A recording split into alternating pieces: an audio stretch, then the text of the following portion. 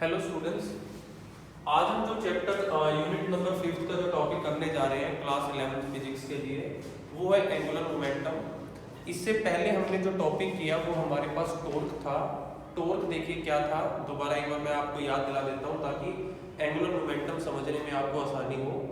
जिस तरीके से जब फोर्स को रोटेशन में लगाया जाए तो उसकी रोटेशनल फॉर्म जो होती है उसको टॉर्क बोलते हैं, ऐसे ही लीनियर मोशन में तो लीनियर मोमेंटम होता है, लेकिन जब सर्कुलर या रोटेशनल मोशन हो जाता है तब जो मोमेंटम बॉडी के पास होता है तो उसे हम क्या बोलते हैं, एंगुलर मोमेंटम। सिंपल मोमेंटम की अगर कोई डेफिनेशन मांगे तो आप ये कहते थे amount of motion possessed by body is known as momentum. लेकिन जब बात करेंगे हम एंगुलर मोमेंटम की तो फिर आप क्या कहोगे, amount of rotational motion,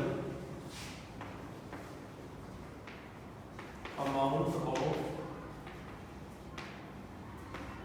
rotational motion possessed by a body is called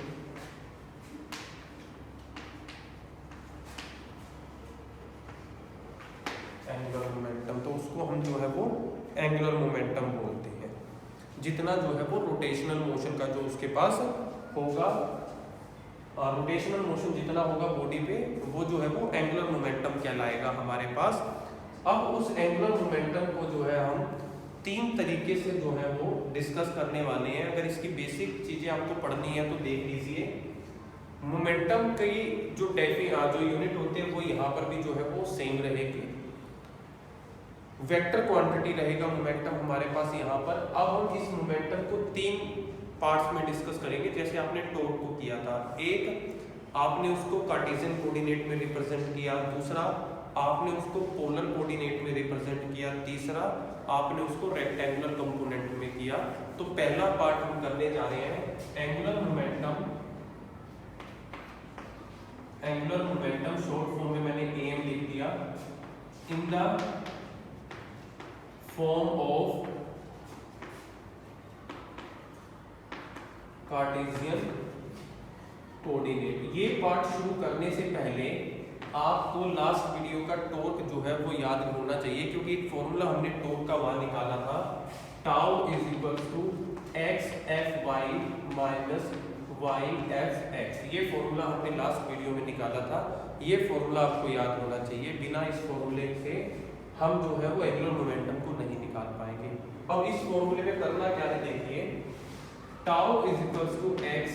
force को हम लिख सकते हैं मास इनटू एक्सीलरेशन।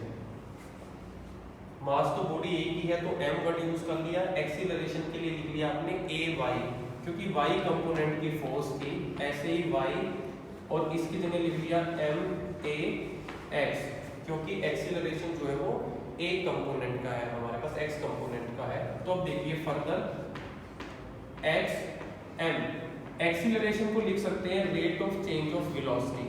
तो a y की जगह आ गया v y, ऐसे ही y m, और इधर लिख सकते हैं rate of change of velocity, तो ये आ गया v x आपके पास। कॉमन लेते हैं, देखिए दोनों में से d by D T common ले लिया, d बाई डी टी, अंदर क्या बचा, x m v y y m v x, ये हमारे पास कॉमन बच गया। अब देखिए मास इनटू वेलोसिटी, h को ऐसे कैसे, मास इनटू वेलोसिटी होता है मोमेंटम। लीनियर मोमेंटम है, y का है तो py minus y into px, और ये है टाउ। अब इस इक्वेशन को हम कंपेयर करके देख लेते हैं। सिंपल फोर्स में आप क्या कहते हो, force is equals to rate of change of momentum. ये है न्यूटन का second law, force is equals to rate of change of momentum, यानी कि चेंज किसका हो रहा है, मोमेंटम का। ये क्या है, फोर्स, ये क्या है, फोर्स, ये क्या है, चेंज। तो किसका चेंज होगा, मोमेंटम का।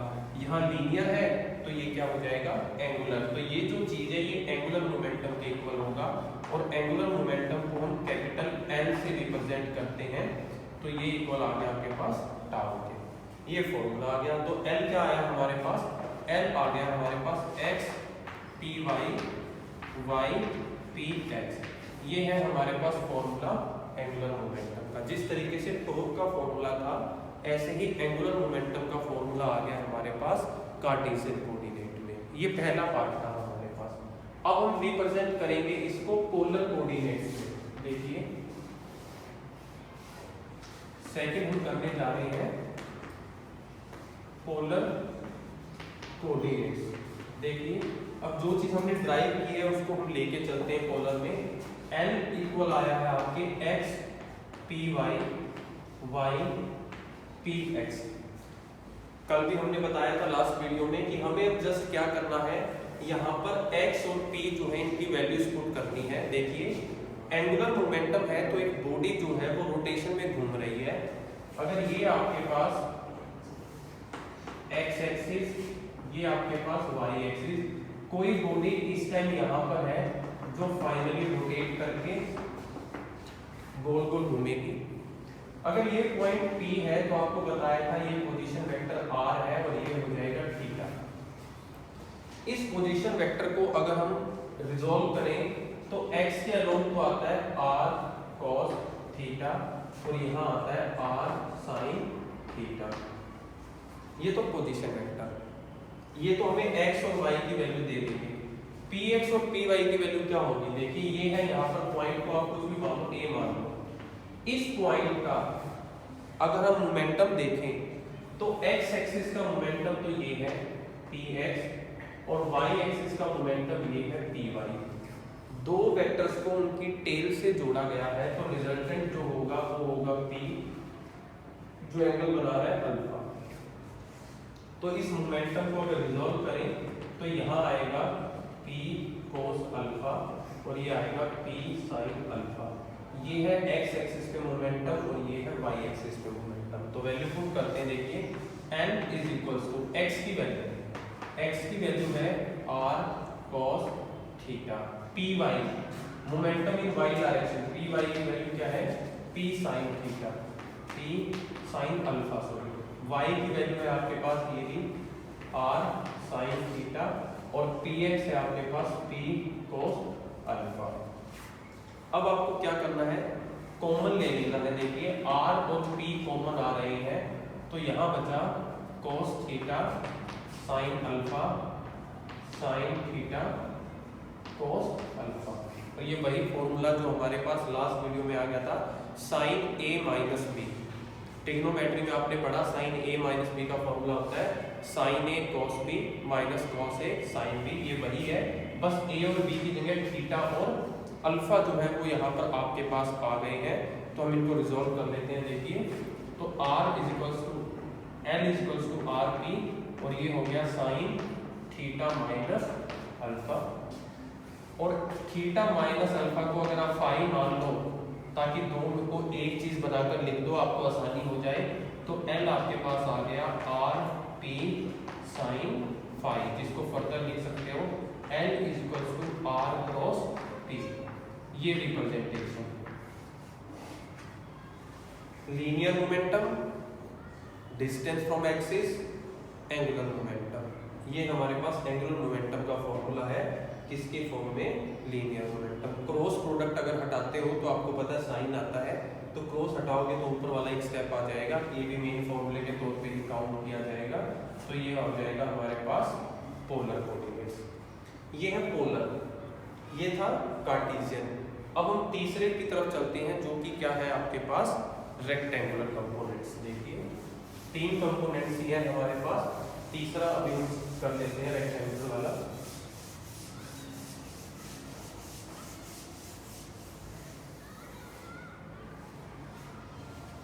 देखिए थर्ड है हमारे पास rectangular components.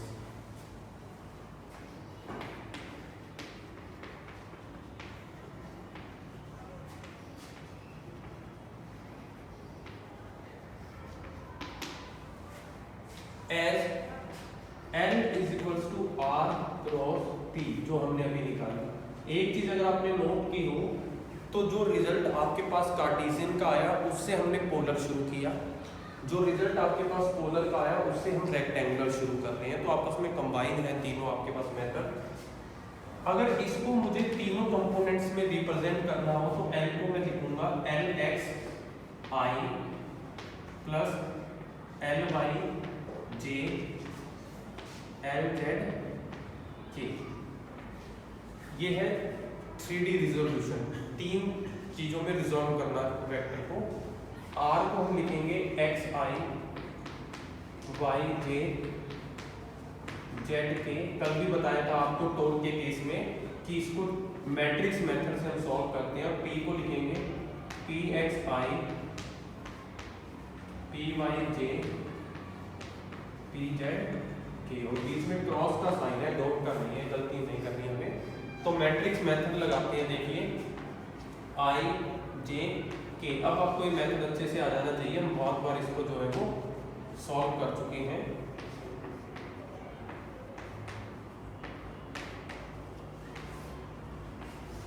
Left hand side को हम बाद में लिख देंगे, ऐसे ही रहेगा। देखिए सॉल्व करते हैं। पहले आई के विद रिस्पेक्ट ये चीज छोड़ दी, ये छोड़ दी, आपको इनसे वैल्यू निकालनी है। इसकी मल्टीप्लाई इसके साथ माइनस इसकी इसके साथ। जेड को आप माइनस का लेते हो, जे को सॉरी, क्योंकि आपको पता है डायगोनल पे नहीं आता। इनको छोड़ दिया, इनको छोड़ दिया, इसकी मल्टीप्लाई इसके साथ x P Z minus Z P x plus के। इसको छोड़ दिया, इसको छोड़ दिया, ये 4 आपके पास रह गए। तो x P y minus y P x. ये हमने मैट्रिक्स को सॉल्व कर दिया, और लेफ्ट हैंड साइड में आपके पास ये है।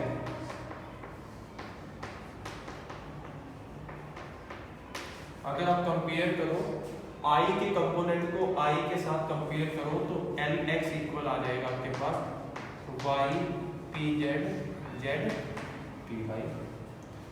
जे के साथ करोगे, यहाँ माइनस है, माइनस अंदर ले जाओ तो वो इंटरचेंज हो जाएंगे। पहले जेड पी एक्स आ जाएगा माइनस एक्स पी जेड। के वालों को साथ करोगे तो एल जेड इक्वल हो जाएगा के P y minus y P x. ये है हमारे पास एंगुलर मोमेंटम, जिसको हमने रिप्रेजेंट किया है रेक्टेंगुलर कंपोनेंट में। टॉपिक तो ये यहीं ओवर हो जाता है, लेकिन इसी के साथ जो एक छोटा सा टॉपिक जो है वो बहुत पूछा जाता है आपसे, वो है कि रिलेशन क्या है टॉर्क और एंगुलर मोमेंटम में। ये जो एंगुलर मोमेंटम आज हमने निकाला और टॉर्क जो हमने लास्ट वीडियो में निकाला था, इन दोनों के बीच में रिलेशन क्या है तो वो हम नोट कर लेते हैं। देखिए relation between torque and angular momentum. देखिए जैसा कि हमें पता है L इक्वल है R क्रॉस P के, ये हमने अभी निकाला और इसका यूज भी किया है हमने यहाँ पर। इसका डेरिवेशन लेते हैं, हम दोनों तरफ डेरिवेशन करते हैं। देखो डिफरेंशिएटिंग बोथ साइड,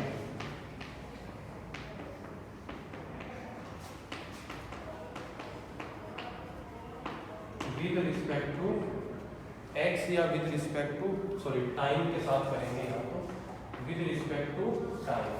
देखिए dl बाई dt कर दिया डिफरेंशिएट। ये सिंबल होता है d बाई dt डिफरेंशिएट का। l को करना था तो l के साथ लगा दिया d बाई dt।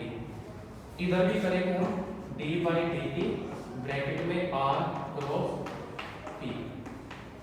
ये आ गया हमारे पास r क्रॉस p। अब देखिए इसको सॉल्व कैसे करते हैं। मैथ का मेथड क्या है हमारे पास, डेरिवेशन का। पहले का डेरिवेशन करो, दूसरे को ऐसे का ऐसे रखो, प्लस अब दूसरे का डेरिवेशन करो, पहले को ऐसे का ऐसे रखो। तो देखो पहले का डेरिवेशन करो dr बाई dt, दूसरे को ऐसे का ऐसे रखो, प्लस अब पहले को ऐसे का ऐसे रखो और दूसरे का डेरिवेटिव करो। ये तरीका है हमारे पास a इंटू बी का डेरिवेशन करने का। तो अब देखो क्या होगा, rate of change of displacement dr by dt तो हो गया वेलोसिटी। मोमेंटम को क्या लिख सकते हो, mass into velocity, plus r rate of change of momentum को ऐसे का ऐसे लिखिए भैया। अब इधर देखिए v इंटू v, दो सेम क्वांटिटी की क्रॉस प्रोडक्ट। आपको ये चीज सिखाई गई थी, जैसे i डॉट i सेम की डॉट प्रोडक्ट कर दो तो 1 के इक्वल आता है, लेकिन सेम की क्रॉस प्रोडक्ट कर दो तो वो 0 के इक्वल होता है। ये आपको क्रॉस प्रोडक्ट में बताया था। तो सेम क्वांटिटी की क्रॉस प्रोडक्ट हो रही है, तो ये तो क्या हो जाएगा, 0 के इक्वल हो जाएगा।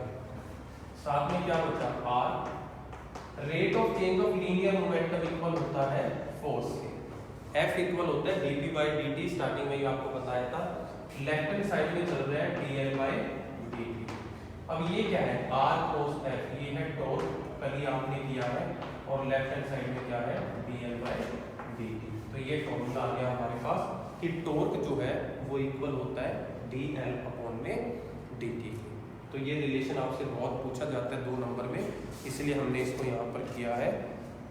छोटा सा एक टॉपिक और है जो हम आज डिस्कस कर लेते हैं इसी वीडियो में, वो है कि जैसे आपने equation of motion, linear motion में पढ़ी हुई है, 3 इक्वेशन आपने पढ़ी है, v is equal to ut, s is equal to ut half at square, और तीसरी आपने पढ़ी हुई है v square minus u square is equal to 2as, equation of motion जिन्हें आप बोलते हो।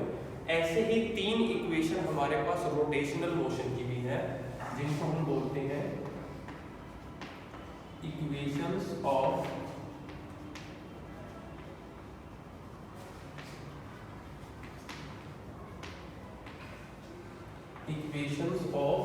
Rotational motion. रोटेशनल मोशन की इक्वेशंस क्या होती हैं, देखिए सेम वही है, मैं ड्राइव भी करके दिखाऊंगा आपको एक एक, सिर्फ आपको अभी सिमिलैरिटी के लिए मैं याद दिला देता हूँ। देखिए पहली थी v is equals to u plus at, final velocity, initial velocity, acceleration, time. अब सिंबल चेंज हो गए हैं, ये लीनियर वेलोसिटी है, जब गोल गोल घूमते हैं तो उसको एंगुलर वेलोसिटी बोलते हैं, और एंगुलर वेलोसिटी को रिप्रेजेंट किया जाता है ओमेगा के साथ, तो ये हो गया ओमेगा। इनिशियल वेलोसिटी में हम ओमेगा नोड बोल देते हैं इसको, एक्सीलरेशन को अल्फा से रिप्रेजेंट किया जाता है, और टाइम हो गया t। ये आपको याद रखना है बस, a for simple acceleration, alpha for angular acceleration, v for final velocity simple, omega final angular velocity, u initial simple velocity, omega node initial angular velocity. ये सिंबल ही आपको याद रखने हैं। तो पहली इक्वेशन ये, दूसरी थी s is equals to ut plus half at square. अब आपको ये तो पता ही है, u को हमने क्या लिखा, omega node into t, half acceleration को लिखा अल्फा, t का स्क्वायर, डिस्टेंस को यहाँ हम थीटा से रिप्रेजेंट करते हैं, क्योंकि गोल गोल घूम रहे हैं तो एंगल वैल्यू रखता है हमारे पास। ये है इक्वेशन नंबर 2। तीसरी इक्वेशन थी v square minus u square is equal to 2as।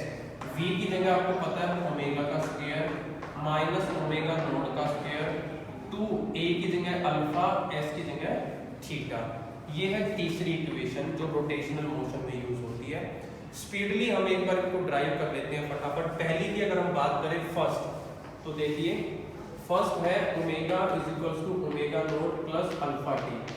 Derivation मुश्किल नहीं है, जो आपने सेकंड चैप्टर में इनको ड्राइव किया है सेम वही मेथड है, सब कुछ सेम है, बस सिंबल चेंज है।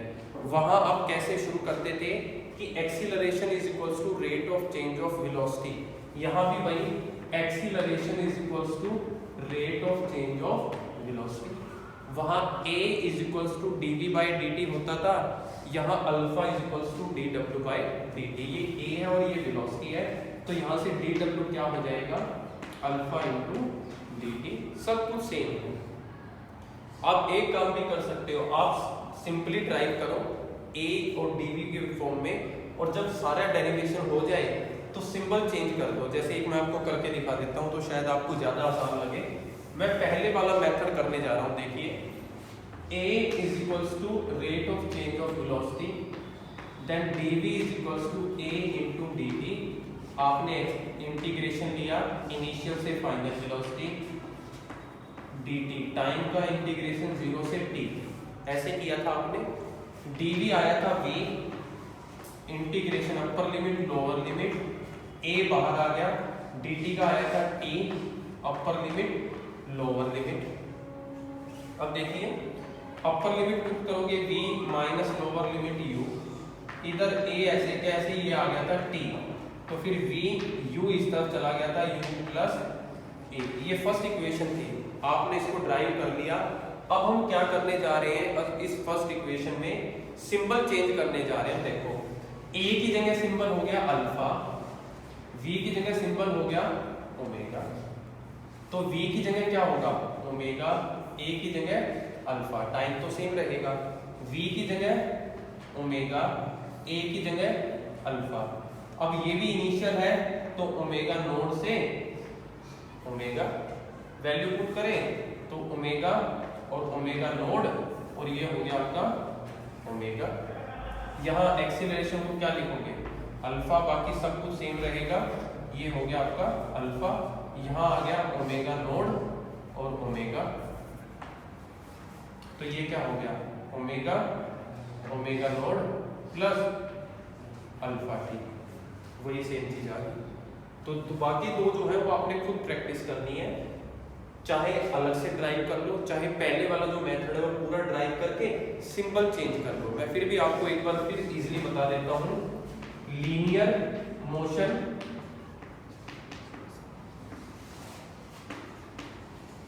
Angular motion.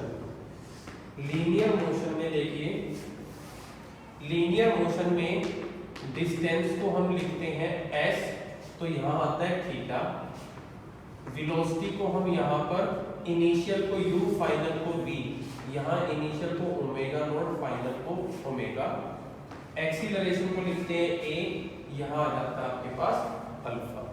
तो ये सिंबल्स आपको पता होने चाहिए, टाइम दोनों जगह सेम रहेगा, टाइम को आप यहाँ भी t लिखते हो और यहाँ भी t लिखा जाएगा। मोमेंटम की बात करें तो मोमेंटम को यहाँ p, यहाँ m, ये आपको डिफरेंस याद होना चाहिए, फिर आपको इनमें प्रॉब्लम नहीं आएगी। तो बाकी जो दो इक्वेशन है वो आपने खुद ड्राइव करनी है। ये हमारे पास आज का टॉपिक था।